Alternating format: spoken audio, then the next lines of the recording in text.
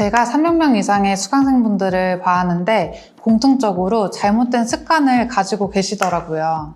우선 잘못된 예시를 들어보면 제거를 하실 때 비트의 앞부분, 헤드 부분으로만 제거하시는 분들, 비트를 꾹꾹 누르면서 하시는 분들, 왔다 갔다를 짧게 반복을 하시는 분들과 사과 깎는 것처럼 툭툭툭툭 제거하시는 분들, 이 중에 하나라도 해당이 된다면 이제 방법을 바꾸셔야 하는데요. 우선 왼손으로 안정적인 받침을 만들어줘야 합니다. 고객 손을 잡는 게 아니라 고정하는 느낌.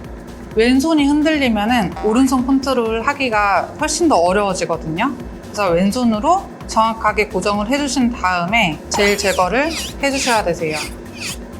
핸드피스의 그립 같은 경우는 힘으로 잡기보다는 떨어지지 않을 정도의 힘으로만 잡아주시고 편안하게 자세를 잘 잡아주시면서 왼손 또한 안정적이게 잡아주시면은 안정적이게 제거가 가능하고요.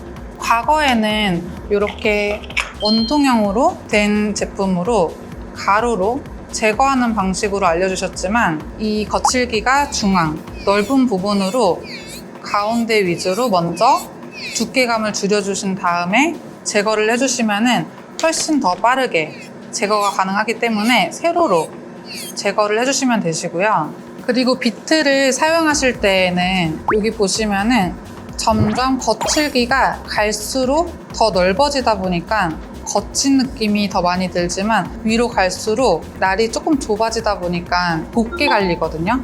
근데 이렇게 앞부분으로만 제거하시는 분들이 생각보다 많으세요. 그래서 앞부분으로만 제거하기보단 중앙으로 제거를 해주시고 앞에 부분 헤드를 사용하실 때에는 큐티클 라인과 사이드 쪽 세밀하게 제거할 때는 위쪽 부분을 사용을 해주시고 두께감을 줄여주실 때는 중간 부분과 끝 부분을 사용을 해주시면서 전체적인 두께감을 줄여주시면 훨씬 더 빠르게 제거를 하실 수 있으세요.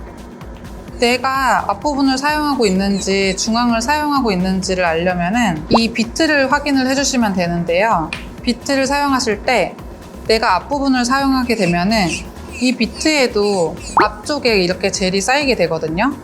근데 내가 중앙으로 잘 활용을 하고 있다면 중앙에 쌓이게 되겠죠? 그래서 이렇게 제거를 해보시면서 비트도 한 번씩 확인을 해보시면 훨씬 더 좋을 것 같아요. 아까 잘못된 예시로 꾹꾹 눌러서 하게 되면은 고객님이 뜨거워하시게 되거든요. 그러면은 고객님이 또 안 좋은 트라우마를 만들어 드리는 거기 때문에 사용하실 때는 길게 사용을 해주시면서 제거를 해주시고요. 이런 코팅의 제품을 사용하고 있는데 나는 자꾸 너무 뜨겁다 하시면은 이렇게 세라믹으로 되어 있는 폼비트를 한번 사용해 보시면은 열감을 낮출 수 있고요. 또 다른 잘못된 예시로 사과 깎듯이 제거를 한번 해볼게요. 그러면은 우선 시간이 오래 걸리겠죠? 그리고 베이스 리페어를 한다는 가정하에 제거를 했었을 때 군데군데 일정하게 제거하기가 더 어려워져요.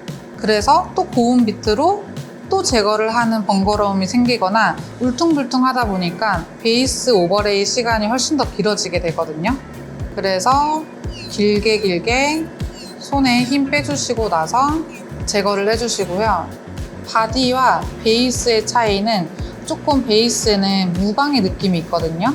그래서 무광의 느낌을 보시거나 아니면은 베이스를 2번 발라주시면서 두께감을 주시게 되면은 바디가 갈리는 거에 대해서 걱정을 내려놓고 제거를 하실 수 있거든요.